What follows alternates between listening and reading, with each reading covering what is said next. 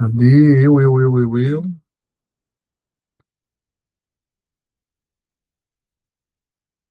Transcrever. Tudo bem? Bora lá. Deixa eu abrir aqui com vocês. Espera aí. A gente vai fazer, se eu não me engano, Coríntios 7. Deixa eu pegar aqui e compartilhar. Vamos ver. Espera aí. Ah, deixa eu jogar para esse lado de cá, que vai ficar mais fácil para a gente ver junto. Espera aí, deixa eu te compartilhar. Compartilhar novamente e eu venho para essa tela. Boa, agora sim. Ó. Eu vejo nessa aqui e deixo do lado ali. Ó. Fecho aqui. Vamos ver. Aí, ó, que legal. Pronto. Ocultar. Então vamos lá. A gente fez o último Coríntios, 2 Coríntios, capítulo 6. Então nós fizemos aqui, ó. Vamos pegar e ampliar aqui, ó. 2 Coríntios. Opa. Peraí, cadê o 2 Coríntios? Tá aqui. 2 Coríntios, capítulo 1, o Deus de toda consolação, o poder do perdão e a paz restaurada, transformados pelo Espírito de glória em glória, tesouros em vaso de barro, e uma nova criação e um novo recomeço, e agora é o tempo da salvação, o último que eu fiz. Ponto importante, né? Essa carta ela começa diferente das outras de Paulo, como eu já expliquei na maioria dos vídeos para vocês, porque Paulo, ele muda a rota. Ele escreve a primeira carta a Coríntios e ele muda a rota que ele tinha combinado e automaticamente as pessoas o atacam. E ele já começa a segunda carta a Coríntios, o Deus de toda consolação, explicando na visão dele, na visão do direcionado do Espírito Santo, quem era Deus para todas aquelas pessoas que tomavam a decisão de conversão, o poder do perdão e a paz restaurada. Aqui ele continua falando sobre esses ataques, colocando muito a questão de... Ele se coloca na posição de perdoar aquelas pessoas e trazendo como isso é importante para a gente ter a paz restaurada. E aí, já no padrão Paulo, né, ele começa... A carta é um direcionamento para as pessoas em Corinto que tomaram a decisão de conversão.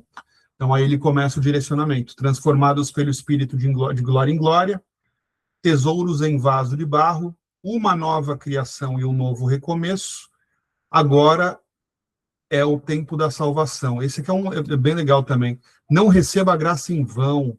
É importante nós entendermos essa continuidade de nos abastecermos do Espírito Santo para que realmente a gente entenda o que Deus quer para as nossas vidas. Independente do que você passe na vida, para que você não receba a graça em vão. E agora nós vamos, deixa eu vir para cá, deixa eu abrir aqui, vamos lá, Antigo Testamento, Novo Testamento, 2 Coríntios, capítulo, deixa eu ver aqui,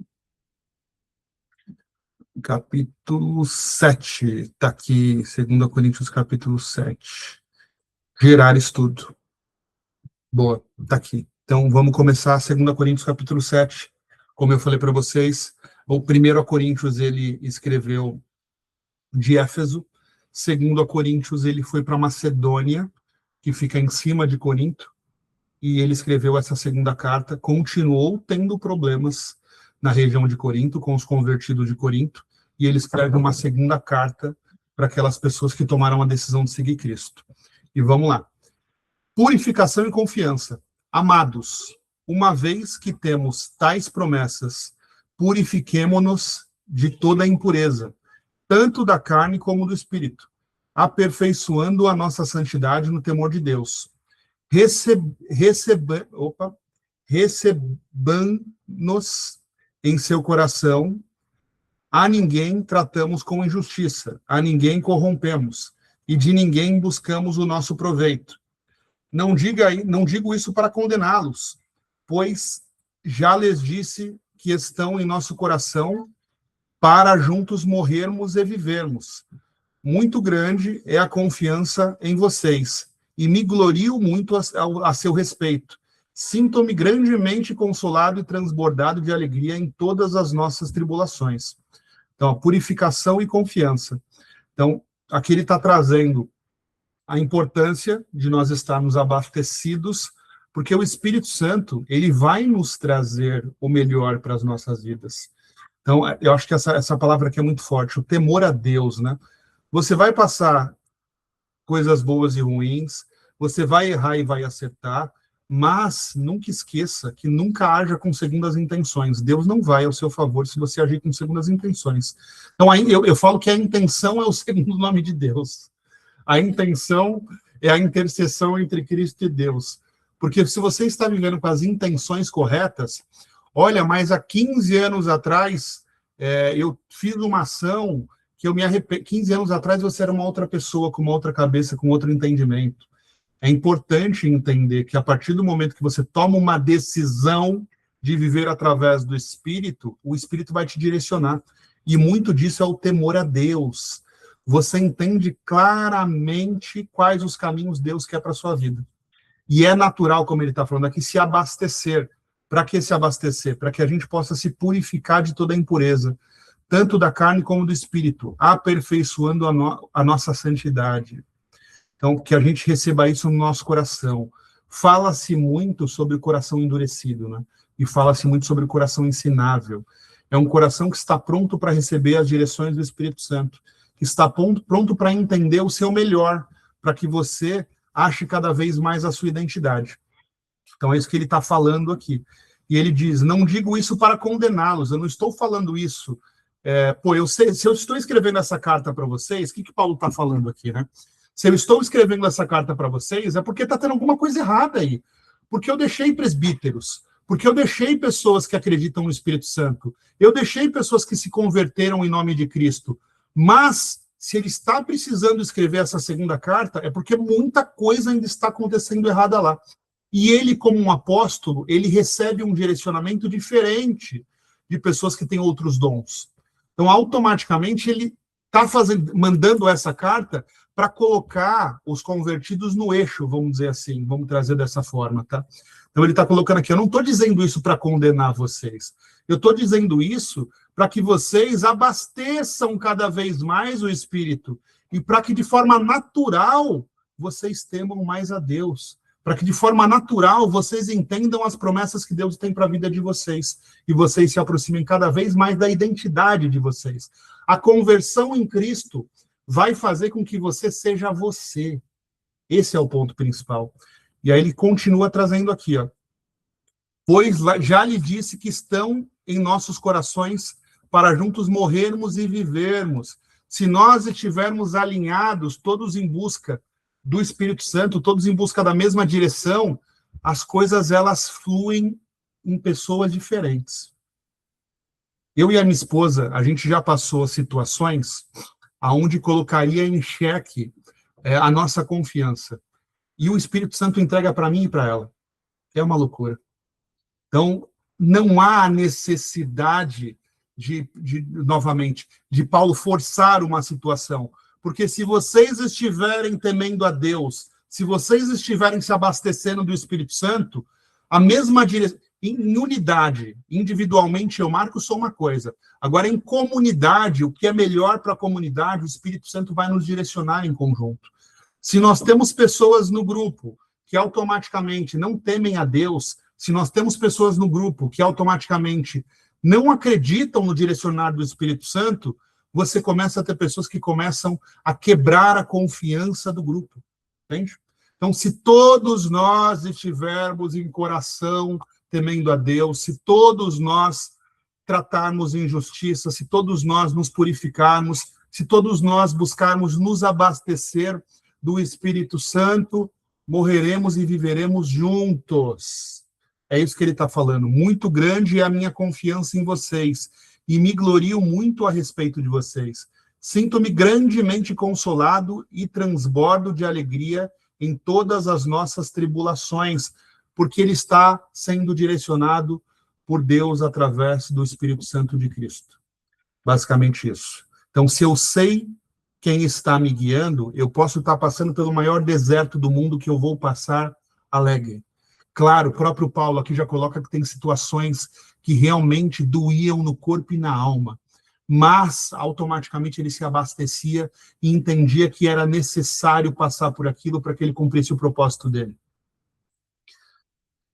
Conforto e consolação. Porque quando chegamos à Macedônia, não tivemos alívio algum, ao contrário, em tudo fomos atribulados, lutas por fora, temores por dentro. Mas Deus, que conforta os abatidos, nos consolou com a vinda de Tito, e não apenas pela sua vinda, mas também pela consolação que recebeu de vocês, ao nos contar sobre a saudade que sentem de mim, o choro e o zelo que demonstraram, fazendo assim meu regozijo muito maior. Então, de novo, o que ele está falando aqui, né? Tito encontrou eles na Macedônia e trouxe que muitas das pessoas estavam sentindo muita falta de Paulo. Olha que interessante, né? Ele começa a carta simplesmente direcionando perdão para pessoas que estavam atacando ele. Basicamente isso. E aqui ele está falando de um outro grupo, um grupo que sentia falta de Paulo, porque Paulo ia sair de Éfeso e ia para Corinto, e ele simplesmente muda a rota e vai para Macedônia. Então, porque quando chegamos à Macedônia, não tivemos alívio algum. Pois realmente ele nos conta aqui que quando ele chegou na Macedônia, ele teve momentos muito difíceis, vocês vão ver isso nos capítulos anteriores. Ao contrário, em tudo fomos atribulados, lutas por fora, temores por dentro. Então, por que ele deixou de ir para Corinto, para Macedônia? Porque o Espírito entregou isso para ele. Não é que ele é, como falaram, uma pessoa que muda de opinião, uma pessoa que muda a rota, uma pessoa que muda o plano. Não, o Espírito Santo direcionou que ele deveria ir para Macedônia. Ele vai falar ali no capítulo 1 e no 2 sobre o sim, sim, não, não, né? Ele ia se colocar numa situação ruim se ele soubesse? Não. O Espírito direcionou para ir para Macedônia porque tinham pessoas que precisavam dele na Macedônia. E automaticamente, quando ele chega lá, uma situação muito difícil. Eles eram perseguidos. Mas Deus, que conforta os abatidos, nos consolou com a vinda de Tito. Tito vai ao encontro deles, e não apenas pela sua vinda, mas também pela consolação que recebeu de vocês, ao nos contar sobre a saudade que sentem de mim. Então, Tito trouxe, diferente da primeira carta a Corinto, aonde ele vai bater a carta inteira sobre... Se a gente voltar, vou até voltar com vocês aqui, ó. Se a gente voltar aqui para a primeira carta a Corinto, é muito interessante, porque aqui, ó, primeira carta a Corinto. É um direcionar de vida isso aqui, tá? O poder de Deus no meio da mansidão, a mente de Cristo e a paz que o mundo não vê, construindo a sua vida em terreno firme, libertando-se do julgamento alheio, limpando o coração de hábitos destrutivos, o seu corpo é o templo do Espírito Santo, sabedoria e paz nos relacionamentos, aqui falar de casamento, divórcio, é muito bom também, o amor supera o conhecimento, correndo a corrida com propósito, o livramento nas tentações e problemas, a verdadeira comunhão na ceia do Senhor, fortíssimo esse capítulo. Você tem valor e propósito no corpo de Cristo, fortíssimo também.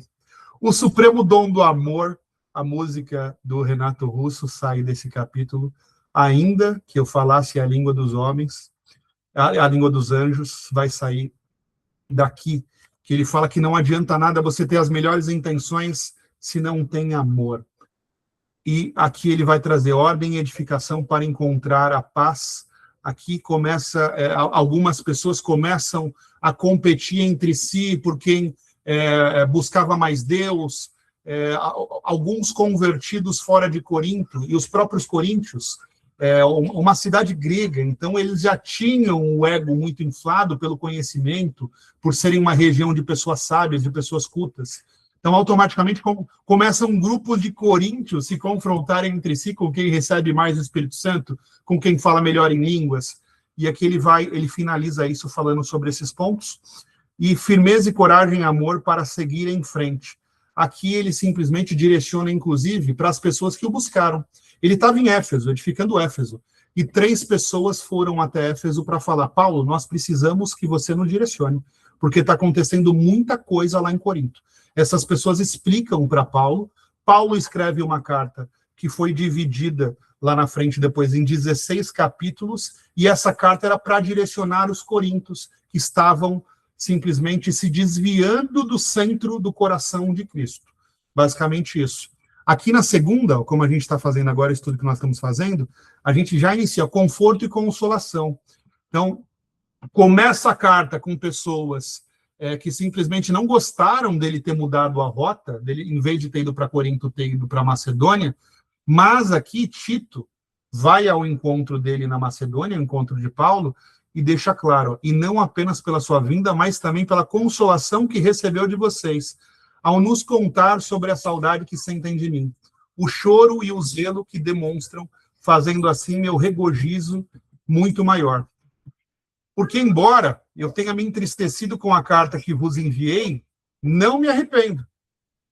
Embora tenha me sentido mal ao perceber que aquela carta vos causou tristeza, 1 Coríntios capítulo 1, ele bateu. Praticamente ele deu uma direção de vida. Isso é importante. 1 Coríntios capítulo... a primeira carta para os Coríntios é um ensinamento de vida, Então, aqui ele falando, embora tenha me sentido mal ao perceber que aquela carta vos causou tristeza, foi apenas por pouco tempo. Agora me lembro, não porque vocês foram entristecidos, mas porque essa tristeza os conduziu ao arrependimento. É normal os altos e baixos da vida. Se você está se abastecendo de Deus, Deus ele vai acalentar o seu coração, ele vai entender, é o que eu acabei de falar, nós começamos com isso na carta. Purifiquem-se para temer a Deus, para entender o que Deus quer para a sua vida, para que Deus fortaleça cada vez mais o seu propósito e traga cada vez mais a sua identidade para fora. Automaticamente, você pode ficar muito triste com algumas situações, mas se tem a mão de Deus, você vai se arrepender. Porque, visivelmente, o que Paulo ganharia mandando uma carta para direcionar aquelas pessoas, para conduzir aquelas pessoas, para fazer o melhor para aquelas pessoas, e ainda elas atacavam ele? Entende? E ele vai falar fortemente em 1 Coríntios que tinham muitas pessoas que precisavam ser tiradas do meio, porque elas estavam influenciando negativamente. Isso é muito importante, se identificar as pessoas que corrompem o nome de Deus, para que automaticamente tire-as do grupo. Porque senão, aquelas pessoas elas vão bagunçar a mente das pessoas que estão na direção. Isso é natural. De novo, vamos lembrar da passagem de Cristo? A gente está fazendo aqui no Novo Testamento também, os evangelhos junto com vocês. Cristo, ele simplesmente aceitava todos os que o buscavam, mas ele não buscava ninguém. Você entende? Na verdade, ele confrontava. Ele olhava para um fariseu e ele sabia que o fariseu estava com o coração endurecido. Ele sabia que estava errado, ele confrontava o fariseu. Ele não queria curar aquele homem, ele queria fazer com que aquele homem entendesse que ele estava agindo errado. Agora, os que o buscavam, poderia ser ladrão, prostituta, cobrador de imposto, poderia ser quem for. Os que o buscavam se arrependeram, quebrantaram o coração. Então, isso é importante. Não queiram mudar ninguém. A sua palavra, o que você decide fazer da vida, o propósito que você encontrou para a sua vida, vai direcionar para que outras pessoas se arrependam e queiram temer a Deus. E queiram uma vida de propósito. Agora, se você está falando para pessoas que não te escutam, não faça isso. Saia você do grupo. Se você é minoria no grupo, saia do grupo. Se você, junto com outras pessoas que temem a Deus, é maioria, tire quem não acredita do grupo. Basicamente isso. Pois vocês foram entristecidos conforme a vontade de Deus, de modo que, por nossa causa, não sofreram dano algum. Porque a tristeza, segundo Deus, produz arrependimento para a salvação, que a ninguém traz pesar, mas a tristeza do mundo produz a morte. O que ele está falando aqui? A tristeza do mundo vai te abater ao ponto de você se sentir a pior pessoa do mundo. A tristeza de Cristo, a tristeza de Deus, ela vai fazer com que você se sinta injustiçado, ela vai trazer várias situações, mas Deus vai te entregar o melhor para que você crie forças e para que você consiga entender que aquilo é um direcionar de Deus nas suas vidas. O que ele está falando aqui? Não, você não vai sofrer dano algum quando você simplesmente é conduzido a aprender, a entender, a se melhorar através do que Deus quer para a sua vida. Você vai ter que passar por alguns desertos. Eu, você e qualquer pessoa. Agora, a tristeza do mundo, segundo a tristeza de Deus produz arrependimento para a salvação, que ninguém traz pesar, que a ninguém traz pesar. Mas a tristeza do mundo produz a morte espiritual. Uma pessoa com a alma abatida, ela perde a luz, ela perde a vontade de vida. Aí não é só desânimo, aí não é só luta, aí não é só deserto, aí automaticamente, como está falando aqui, a tristeza do mundo produz a morte. E somente quem pode nos tirar de situações assim é Cristo. Arrependimento e confiança mútua. Porque o cuidado que vocês tiveram, segundo a vontade de Deus, trouxe em vocês indignação, temor, saudade, zelo e até vingança. Em tudo vocês demonstraram estar inocentes nesses assuntos. Porque, embora eu tenha escrito a vocês, não foi por causa da ofensa cometida, nem por causa daquele que sofreu a ofensa, mas para que a nossa solitude por vocês fosse evidente diante de Deus. Que ele está falando, eu não escrevi para vocês porque vocês me atacaram, e eu não escrevi para vocês porque vocês agem errado. Eu escrevi para vocês, olha que forte, pela solitude que eu devo a Deus. Deus me direcionou que eu devo direcionar vocês. Então eu estou fazendo isso por Deus, para que fique evidente diante de Deus que eu estou seguindo direcionamentos que venham ao meu coração. Independente se muitos de vocês se sentiram indignados, temorizados, alguns com saudade, outros com zelo e outros até com vingança, pela mesma carta. Olha que forte, né? A mesma carta gerou indignação, temor, saudade, porque algumas daquelas pessoas simplesmente estavam se transformando por conta do direcionamento de Paulo. Paulo se coloca como um pai para essas pessoas. Paulo se coloca como uma pessoa que está transformando o coração e a mente delas, abastecendo elas cada vez mais do Espírito Santo. Está dando direção para aquelas pessoas. Ele fala muito isso ao longo dessas cartas, tá? Então, muitas pessoas, quando leram aquela carta de Paulo, sentiram saudade da proximidade com ele. Outras, zelo. Outras, vontade de cuidar. Outras, vontade de estar perto. E outras, vingança. A mesma carta despertou vários sentimentos. Então, às vezes, você vai falar, vai agir, vai fazer exatamente o que Deus entregou no seu coração, e aquilo vai entrar para modificar a vida de alguns, vai ferir outros, e outros você vai fazer inimigos somente pelo jeito que você agiu. É necessário entender essas cartas, porque isso acontece a vida toda, não é com você. Então você precisa continuar o que Deus colocou no seu coração. Em tudo vocês demonstraram estar inocentes neste assunto. Portanto, embora eu tenha escrito a vocês, não foi por causa da ofensa cometida, nem por causa daquele que sofreu a ofensa. Mas ele não escreveu, meu Deus, alguém se sentiu ofendido. Meu Deus, alguém me atacou, deixa eu escrever. Não. Ele escreveu simplesmente porque ele deixou evidente para Deus que ele estava seguindo os propósitos do coração dele. Ele deixa muito claro para a gente aqui que ele entendeu que o propósito de vida dele era fazer com que aquela comunidade se convertesse e abraçasse Cristo. Não só de Corinto, né? A comunidade conduzida por Paulo. Aí nós vamos ter várias regiões da Ásia, do Oriente Médio, da África, que começam a se converter, da Europa, por conta das cartas de Paulo e do propósito que Paulo entendeu para si após a sua conversão. Vamos seguir aqui. Por isso, nos sentimos confortados pela consolação de vocês e nos alegramos ainda mais pela alegria de Tito, cujo espírito foi recriado por todos vocês. Porque se me gloriei de vocês em algo diante dele, não me senti envergonhado. Antes, assim como em tudo, lhe falamos como verdade. Nossa exaltação na presença de Tito se demonstrou verdadeira. Então, o que ele está falando? Se ele se gloriou, ele não se... olha só, a primeira carta ele escreveu porque estava acontecendo muita coisa fora da direção do Espírito Santo nos convertidos da cidade de Corinto. Basicamente isso. E lembra que eu falei para você que o Espírito Santo nos entrega? O que ele está falando aqui?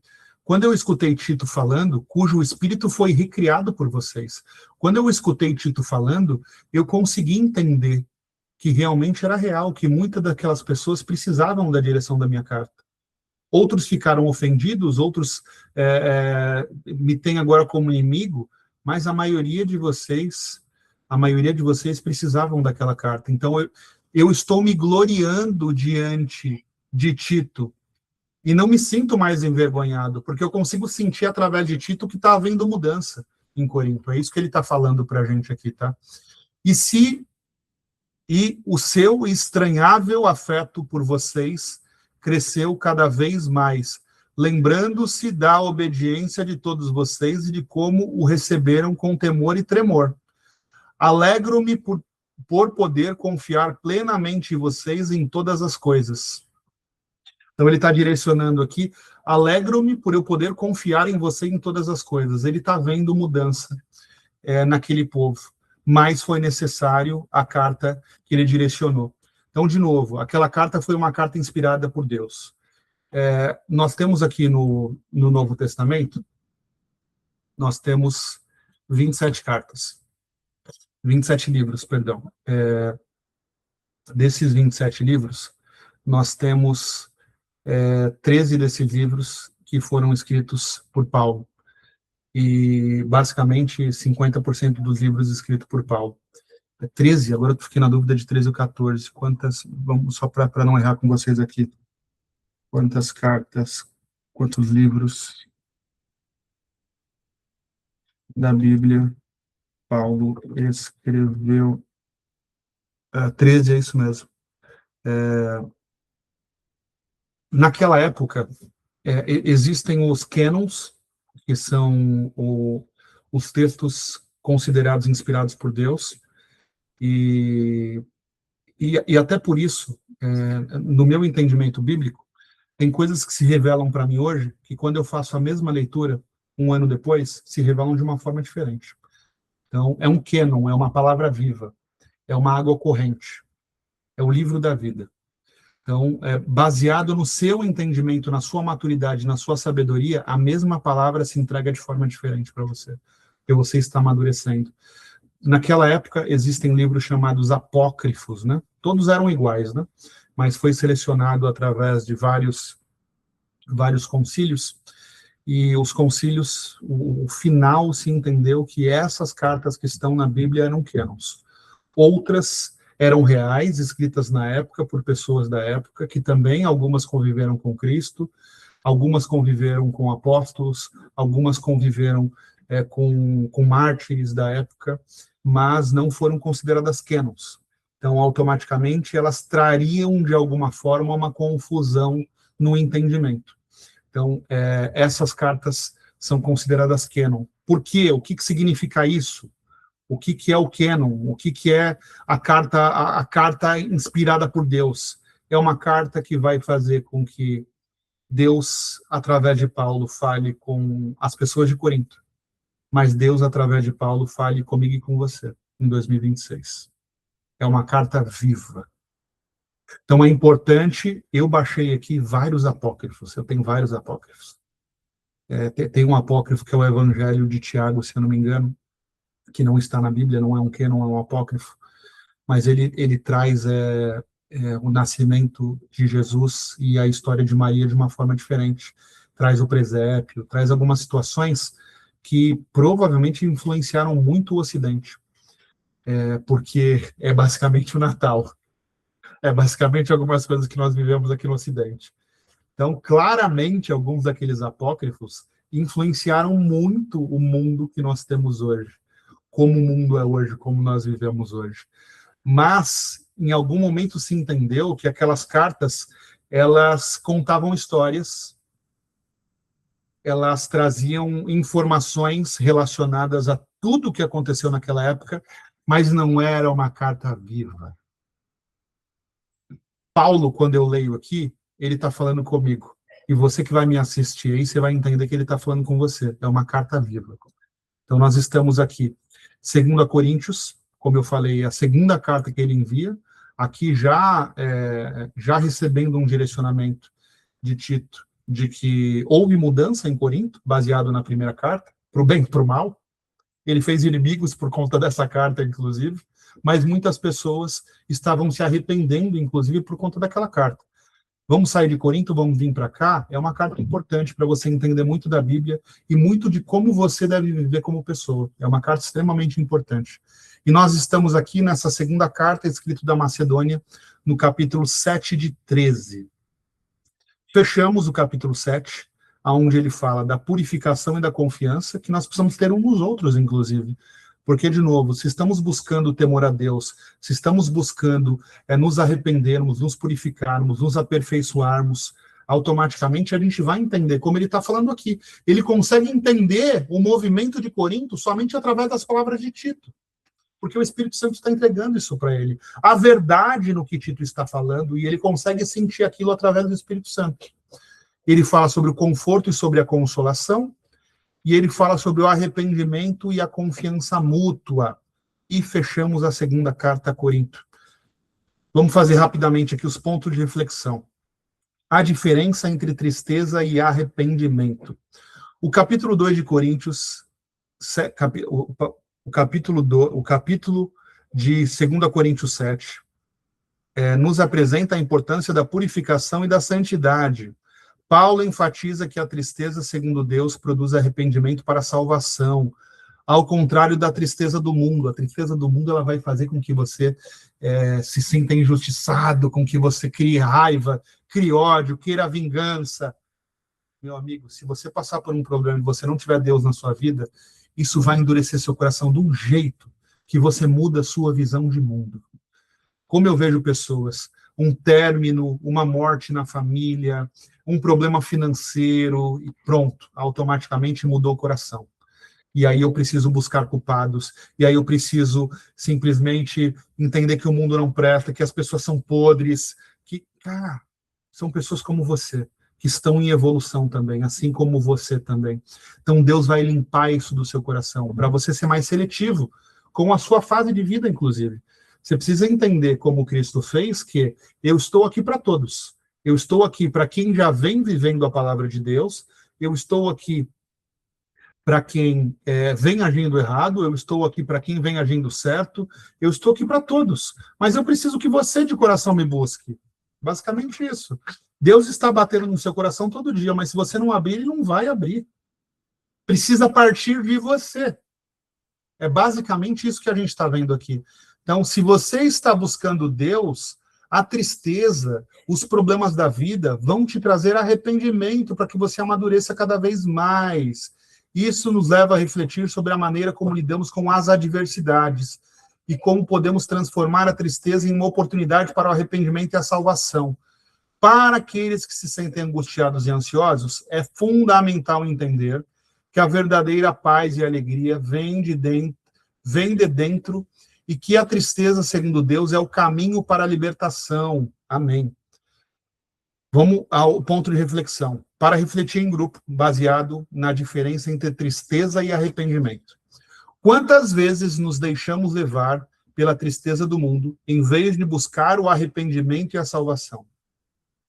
De que maneira podemos mudar nossa perspectiva para ver a tristeza como uma oportunidade para o crescimento espiritual? Aplicação para a vida. Para aqueles que se sentem incapazes e impotentes, é importante lembrar que a tristeza, segundo Deus, produz arrependimento para a salvação. Buscar a consolação de Deus e a companhia de irmãos em Cristo pode ser um primeiro passo para superar a tristeza e encontrar a paz. Ponto importante. Todos nós passamos por problemas. Se você for conversar com alguém que está fora de Cristo, essa pessoa vai fazer você ter ódio, vai fazer você ter rancor do mundo, vai fazer você se vingar e assim por diante. Se você buscar irmãos em Cristo, pessoas que sabem que erram e acertam, estão buscando esse arrependimento, estão buscando essa proximidade com Cristo, estão buscando esse coração e essa mente limpa para cada vez mais entender o seu propósito, é natural você superar essa tristeza e encontrar a paz, tá? Ponto de reflexão 2 do capítulo. A importância da comunhão e do conforto. A vinda de Tito e a consolação que ele trouxe são exemplos da importância da comunhão e do conforto na vida dos crentes. Paulo se alegra com a consolação que Tito recebeu dos coríntios e vê nisso um sinal de saúde espiritual da igreja. Amém. Olha que interessante, né? Paulo recebe no último capítulo, vamos ver junto aqui rapidamente. Deixa eu pegar aqui. 1 Coríntios 16. Deixa eu pegar rapidamente. Eu vou abrir aqui online mesmo. 1 Coríntios capítulo 16, ele vai para Macedônia. Deixa eu ver com vocês aqui. Aqui, ó, cerca do irmão Apolo. Peraí. Aqui, ó. A igreja da Ásia vos saudam vós afetuosamente no Senhor. Áquila e Priscila com a igreja que está em sua casa. Ele recebe... Áquila e Priscila que foram até Éfeso, ficaram por aí até o Pentecoste. Vamos ver junto aqui. Eu tô no lado aqui, gente, buscando rapidamente aqui. Ele recebe Áquila e Priscila em Éfeso. Deixa eu voltar aqui para olhar para vocês. E Áquila e Priscila trazem para ele os problemas de Corinto. E aí ele escreve a primeira carta a Corinto para direcionar as pessoas sobre os problemas.